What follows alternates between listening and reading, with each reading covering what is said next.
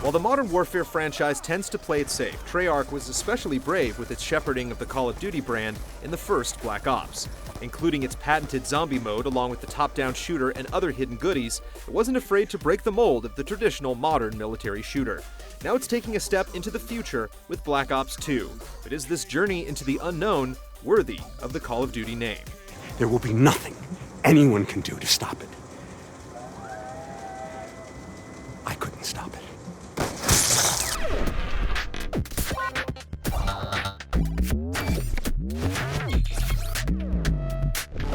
See that handsome bastard? That's me. The story behind Black Ops 2 is all about the power of revenge. Raul Menendez had a couple bad run-ins with Alex Mason and Frank Woods back in the 80s, and his thirst for retribution has turned him into the world's most dangerous man. Jump ahead to 2025, and Mason's son David visits Woods in a nursing home to try and piece together clues that will lead to the villain. He's trying to unleash a cyber weapon that will bring the world's technology infrastructure to its knees, and wants to utilize the US's unmanned drone force to make it happen. The time-jumping prose is full of twists and betrayal that are only bolstered by the game's branching story paths. The politicians, they want you to think this is about ideology. It's a lot of horse shit. At certain points, you're asked to make some tough decisions, and these choices have huge consequences. Characters live or die, and other countries decide whether to lend a hand. Each decision comes with heavy ramifications that you will only realize later, and this unpredictability combined with an already arresting base story will keep you guessing until the end. There are many different endings, and you'll have to play it multiple times to see every possible story arc and conclusion. From this point on, today never happened.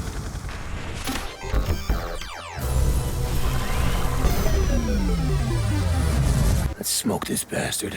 A branching story dictates that the campaign structure is at least somewhat flexible, and this is accomplished via in-mission decision-making and the brand new Strike Force levels.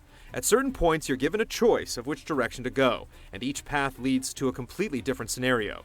The paths ultimately reconnect, but it adds some latitude and replayability. It's all good. Confirmed. 5 different Strike Force levels pop up at different points throughout the single player. You can choose to ignore them and continue with the regular campaign if you wish, but each one only gives you so many campaign missions to complete before they disappear for good. If you fail, it's final. You only have so many Strike Force teams, and if you use them all up, you cannot attempt the mission again until you've built up more teams by completing regular campaign missions. Juggling these two types of objectives is integral to how the story plays out, because succeeding at Strike Force builds allies that come to your aid later on. When you're not playing Strike Force or traipsing down alternate paths, the level design stays true to the Black Ops formula. Tightly controlled corridor sections give way to massive open battlefields that give you some room to maneuver. In a series first, you're also able to choose your loadout before each mission, allowing you to build a relationship with your favorite armaments. Multiplayer is obviously what gives the Call of Duty franchise legs, and its design has undergone just as many changes as the campaign in Black Ops 2. The most obvious overhaul has come to create a class. Essentially, the entire system has been blown up in favor of what's called Pick 10. Hostiles have captured the hard point. You're no longer required to make one choice from each loadout category. You can stock up on perks and eliminate the sidearm altogether. You can build a massive arsenal and skimp on the perks. It's completely up to you. Everything comes with a point cost, and when you hit 10 points, you're done. Adding to the flexibility is the wild card, which allows you to choose multiple perks from the same grouping, install 3 attachments on a single gun, or carry multiple grenades and equipment. We've yet to find an overpowered loadout, and it's liberating to be able to build whatever kind of soldier you want.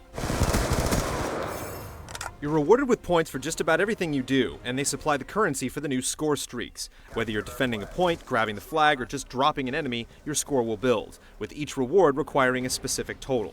Far more interactive than those that came before, now you can explode a Hellstorm missile before it hits the ground to give it more coverage. And some, like the AGR, give you the choice of controlling it yourself and remaining vulnerable, or letting the computer handle it.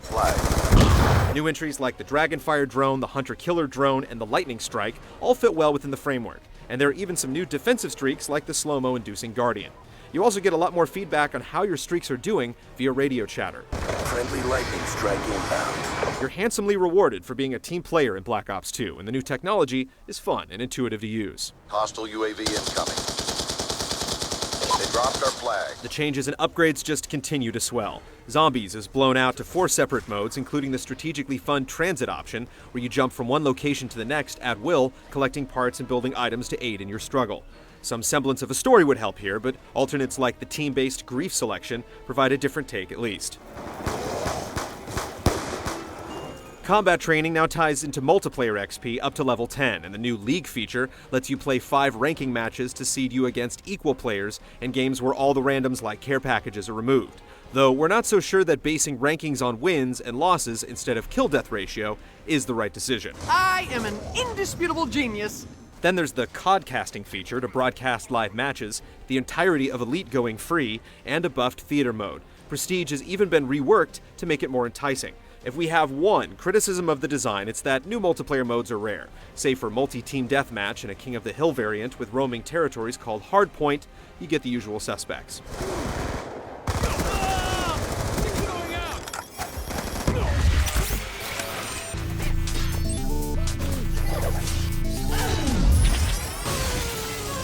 We have a teammate bleeding out!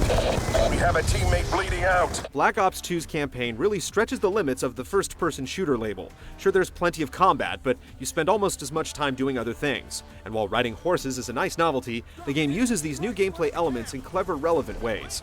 You simply never know what you're going to be doing next, yet it never leans on cliches like long turret shootouts. Quick-time events are extremely rare, but when they appear, they make sense within the context of what you're being asked to do. So far, so good. The game truly runs the gamut and tends to give you just the right amount of control to keep it from seeming frivolous or frustrating. Whether you're flying a hover jet through downtown Los Angeles, careening toward the ground in a jet suit, taking control of future tech like drones and walkers, or trying to survive as a flood ravages the battleground, almost all of it is exhilarating and interesting. Oh shit, that was a close one, huh? The gunplay settles into more of a groove, but it's made fresh by the future technology. The generous auto-aim returns, along with the alternate fire modes for many weapons. Just fiddling around with some of the wishful thinking can be fun, and there are parts of the game that give off a heavy Perfect Dark vibe. Even the sections taking place in the 80s give you some fun toys to tinker with. You'll still find yourself working through the obligatory sniping, stealth, and escort missions, but they almost always have a twist. Hold! Take cover behind that log. The Strike Force missions feature their own discrete gameplay style. The tutorial throws a little too much at you before tossing you to the wolves. You can jump from General's view down to control any soldier, turret, or drone in the blink of an eye, but the selection interface is a little touchy. The computer AI leaves something to be desired, so you're gonna have to get your hands dirty if you want to complete them. Despite these quirks, we found ourselves wanting to play them over again just to perfect our strategies. And like the rest of the campaign, it does a great job of preparing you for multiplayer shenanigans. Confirmed. Fresh troops on deck. Engaging enemy quads. When you do suit up for online play, be prepared. With tons of sight lines, the 14 maps provide few places to hide. Generally, if you stop, you die. It drastically cuts down on camping, but it also ensures you're going to get shot by a lot of unseen enemies. While it's something that is continually tweaked, spawning has its ups and downs, and overall, the multiplayer experience feels like it's catered to those with short attention spans. Joining games is quick and hassle-free, and you rarely take 20 paces after spawning before you're engaged. Be advised, hostile RCXD spotted.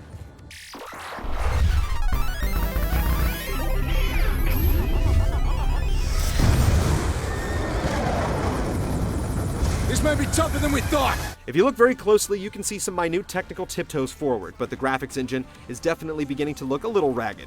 Textures can appear blurry, shadows are still a sore spot, and while their facial animation manages to convey a lot, humans are still not its strong suit. Yet it rarely uses pre-rendered cinemas as a crutch, despite the tremendous set pieces that unfold one after another. It pays off in small touches like characters being permanently altered depending on your performance in key scenarios. It's just another way the game ditches its rigid structure of the past for more malleability. The paint may be drying out, but it's hard to fault the artist. Roger that, Salazar! Trent Reznor from Nine Inch Nails has composed a few songs for the soundtrack, but the majority of the music infuses the typical military fare with some synths to give it a futuristic bent. The sound design is tight and punchy with special commendation for the near-future weapons, and the voice actors deliver strong performances all around. Section, you seen this? Yeah. Be ready to move on my kill. An EMP grenade will fry their cloaking systems. Oh yeah! Call of Duty Black Ops 2 is the most evolved sequel we've played in recent memory, as it challenges the status quo at almost every turn. The elastic story provides plenty of incentive to replay the campaign, the Strike Force levels aren't executed perfectly, but they're a glimpse at the future, and the multiplayer features are tweaked to make every playstyle relevant and to level the playing field. It does so many new things so very well, making it the most groundbreaking Call of Duty since the first Modern Warfare. Shooters simply don't get much more deep, varied, surprising, or rewarding than this. Safety